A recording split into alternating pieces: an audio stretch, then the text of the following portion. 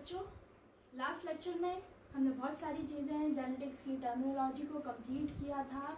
Complete करने के बाद हमने उसमें डिस्कस किया कि मेंडल ने किस टेक्निक का इस्तेमाल किया था और किस टेक्निक का इस्तेमाल करके उसने अपने सारे एक्सपेरिमेंट्स को परफॉर्म किया था।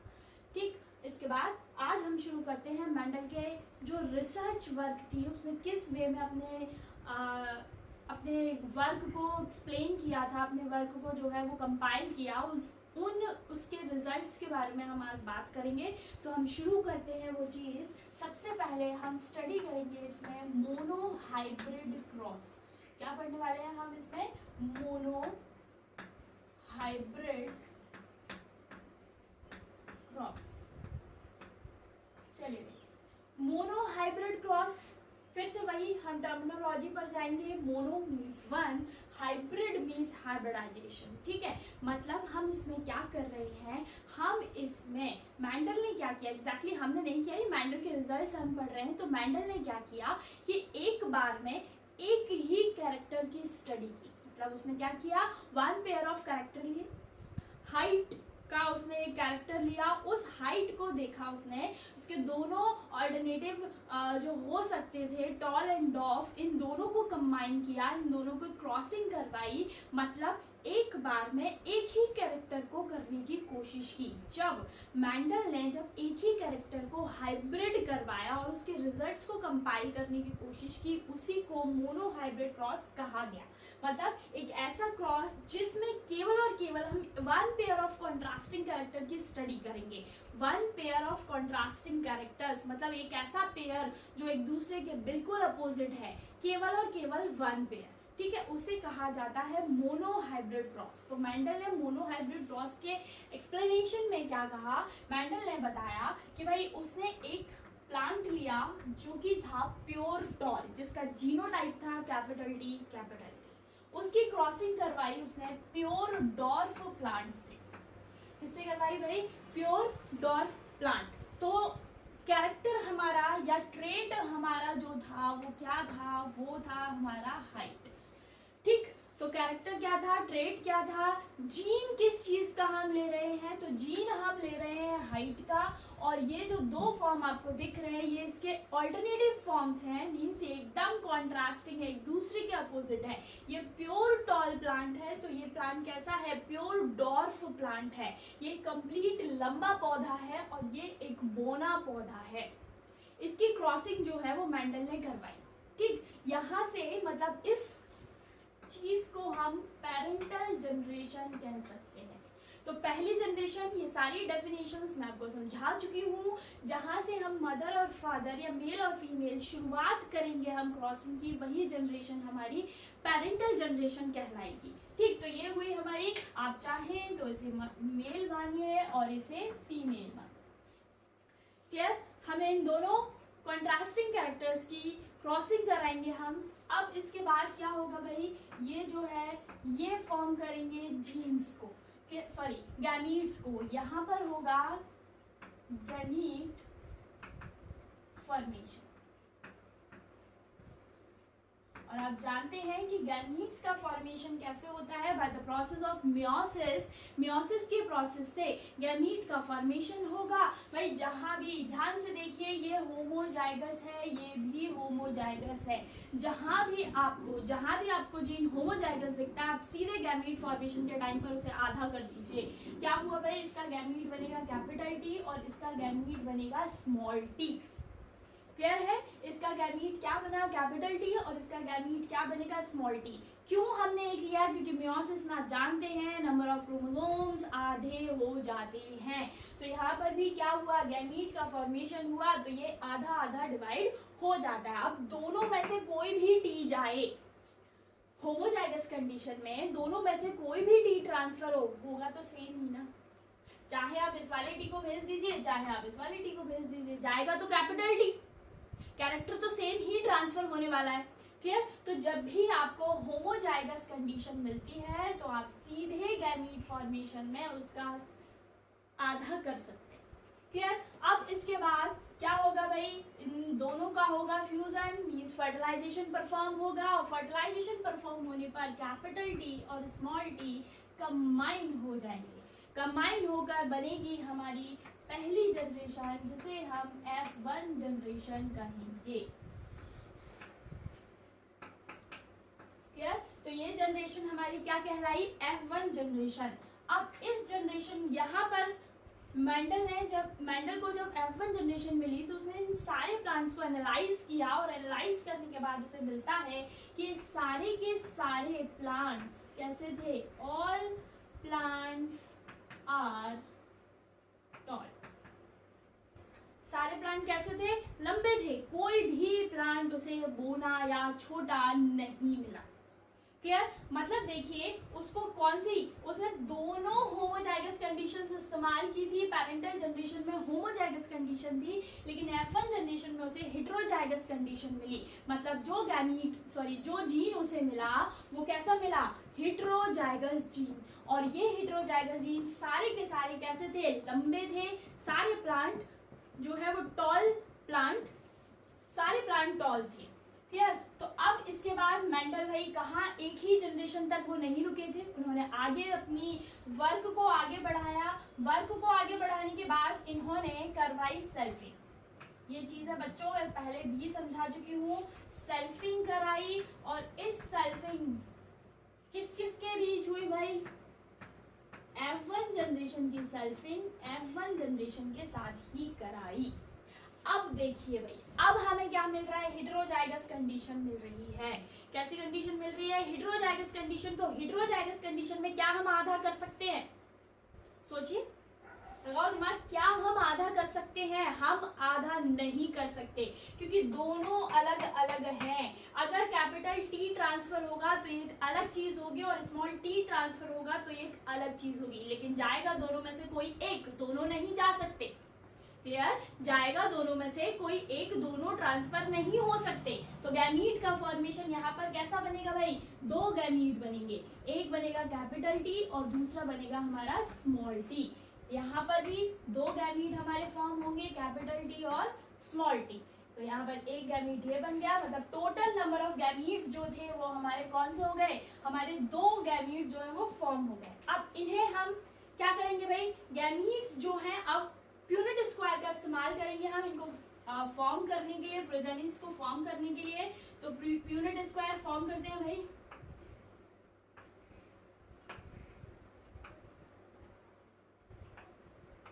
यहाँ हमने मेल जनरेशन को रखा या फीमेल को रखा। जो हमारे गैमीट्स हैं उनको हमने ऊपर रखा, कैपिटल T स्मॉल t। यहाँ पर हमने कैपिटल T और स्मॉल t। ठीक, अब इनकी प्रोजेनी को हमने फॉर्म किया, कैपिटल T कैपिटल T, यहाँ आएगा कैपिटल T स्मॉल t, यहाँ आने वाला है कैपिटल T स्मॉल t और स्मॉल t स्मॉल। क्लियर? और इस जनरेशन को हमने कहा F2 जनरेशन। ठीक है भाई, क्या कहेंगे? F2 generation. तो जब हमने F1 जनरेशन की सेल्फिंग कराई, तो सेल्फिंग कराने के बाद हमें जो कितने प्रोजेनीज मिले? हमें 4 संभावनाएं मिलती हैं कि ये 4 तरीके के प्लांट जो है वो देखने को मेंडल को मिले। मतलब एक जो प्लांट था वो बिल्कुल अपनी पैरेंटल जनरेशन के सिमिलर था, कंप्लीट टॉल। ठीक, एक जो प्लांट था वो कैसा था भाई? वो बिल्कुल अपनी दूसरी पैरेंटल जनरेशन की तरह था। मतलब हमने जहां से शुरुआत की थी हमें उसी टाइप का प्लांट जो है F2 जनरेशन में वापस मिलता है। लेकिन दो जो और अलग हमें फॉर्म मिले, capital T and small t, ये हमारी पैरेंटल जनरेशन से मिलती जुलती नहीं थी, ये हमारे रीजनरेशन थे। ये क्या थे? रीजनरेशन, मतलब नया फॉर्म जो है वो फॉर्म हुआ है। तो अब यहाँ पर हम फिनोटाइपिक रेशो और जीनोटाइपिक रेशो की बात करेंगे। फिनोटाइप, चलिए फिनोटाइप में आपको समझा चुकी हूँ क्या थे फिनोटाइप, जिन्हें फिजिकली देखा जाए, मतलब बाहर से देखने पर जिन कैरेक्टर्स को हम स्टडी कर सकते हैं। तो हम कौन सा कैरेक्टर लेकर चल रहे हैं भाई? हाइट को लेकर चल रहे हैं, तो हम उसी की बात करेंगे। तो फिनोटाइपिक रेशो इसका क्या बनेगा? फिनोटाइपिक रेशो हमारा बनेगा, हमें कितने टाइप के प्लांट्स मिल रहे हैं? हमें दो ही टाइप के प्लांट मिल रहे हैं, एक तो टॉल और दूसरा मिल रहा है हमें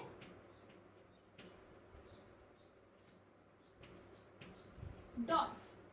क्लियर? तो टॉल प्लांट आपको कितने मिल रहे हैं? 1, 2 और 3। और डॉफ प्लांट कितना मिल रहा है, केवल 1। यही है हमारा डॉफ प्लांट।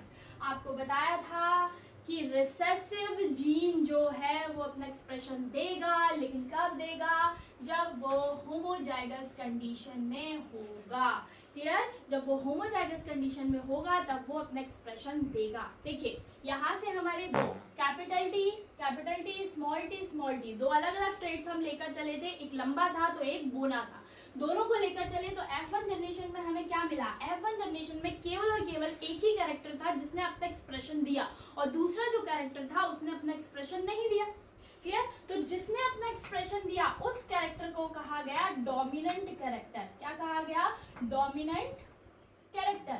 जो भाई यहीं से मेंडल का जो फर्स्ट लॉ था, लॉ ऑफ डोमिनेंस, वो इसी मोनोहाइब्रिड क्रॉस पर ही बेस्ड है। तो लॉ ऑफ डोमिनेंस क्या कहता है कि F1 जनरेशन में जो भी कैरेक्टर हमें सबसे पहले मिलता है वही कैरेक्टर डोमिनेंट कैरेक्टर कहलाता है, और जो कैरेक्टर अपना एक्सप्रेशन नहीं देता है वो रिसेसिव कैरेक्टर कहलाएगा।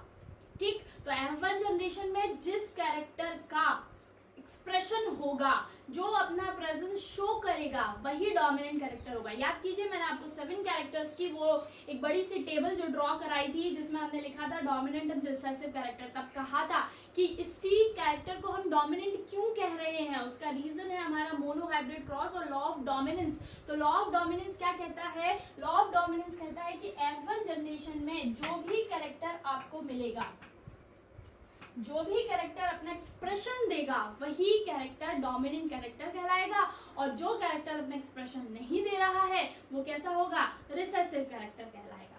क्लियर, फिर से फटाफट से हम इसे देखते हैं। क्या किया, मेंडल ने मोनोहाइब्रिड क्रॉस के लिए शुरुआत की प्योर टॉल और प्योर डॉफ प्लांट से।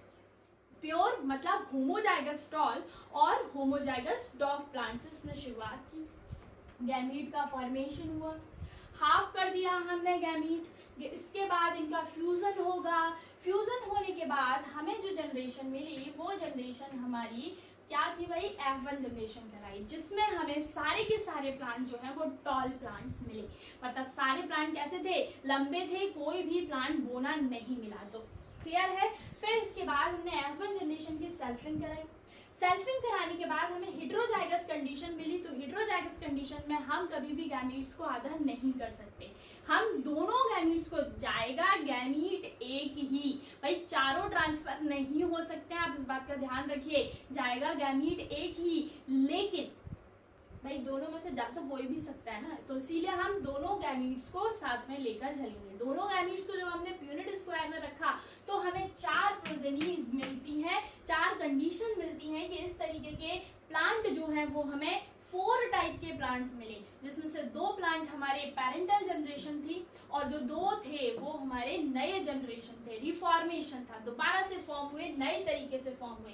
तो यहाँ हमें 2 प्लांट कैसे मिले भाई, अगर हम इनको और इलेबोरेट करें तो हमें क्या मिलता है भाई, capital T capital T, capital T small T, capital T small T, small T small T, जिसमें से ये तीनों जो है वो टॉल है और ये अकेला जो है प्लांट वो कैसा है, डॉर्फ प्लांट है।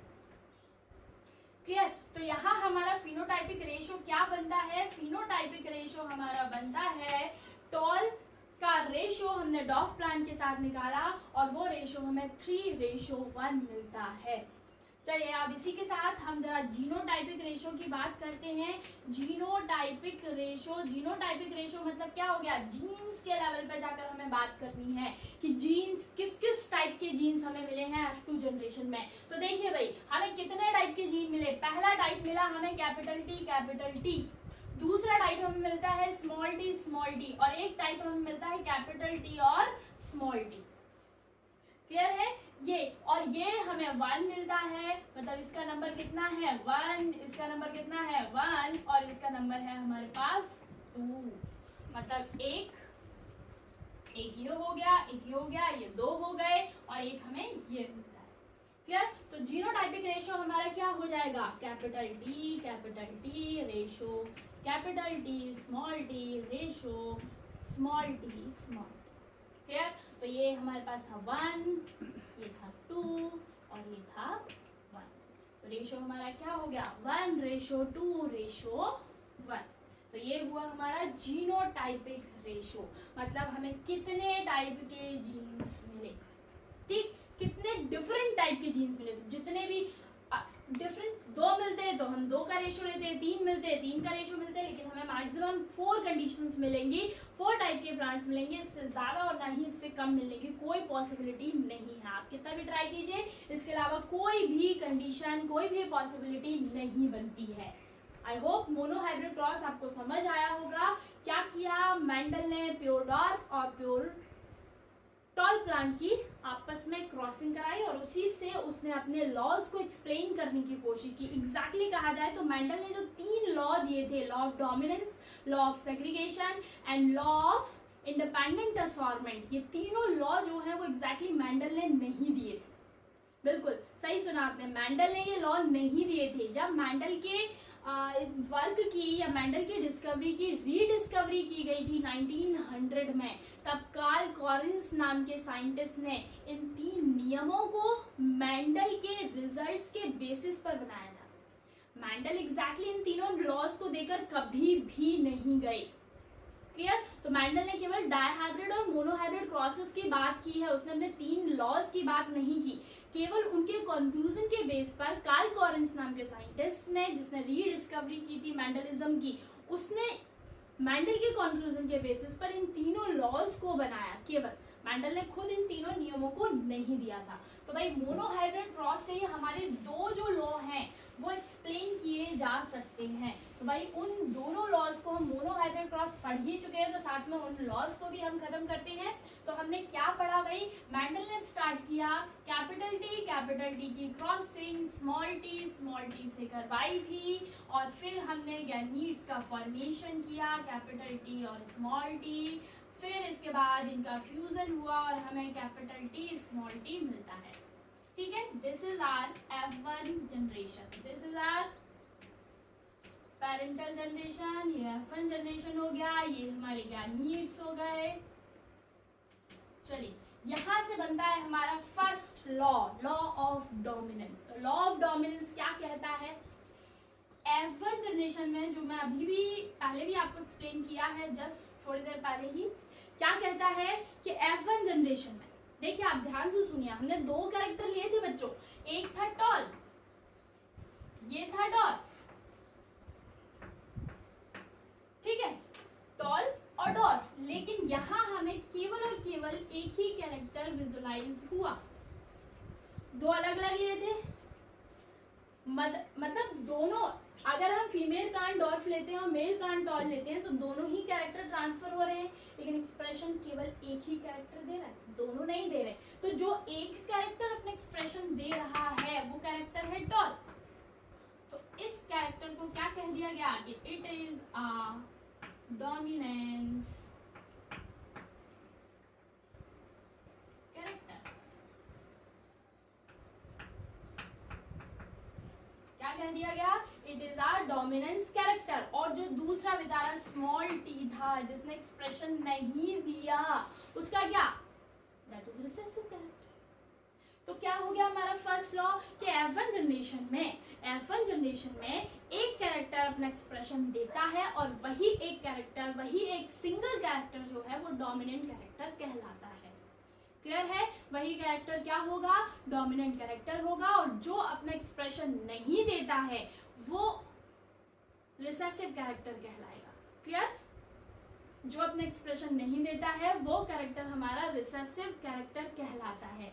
चलिए अब जो कैरेक्टर हमारा, देखिए मोनोहाइब्रिड क्रॉस का कंक्लूजन क्या है, हमारा कंक्लूजन ये है कि जो कैरेक्टर F1 जनरेशन में छुप गया था, जो कैरेक्टर F1 जनरेशन में छुप गया था, हमें दिखाई नहीं दिया, दैट इज डॉर्फ कैरेक्टर।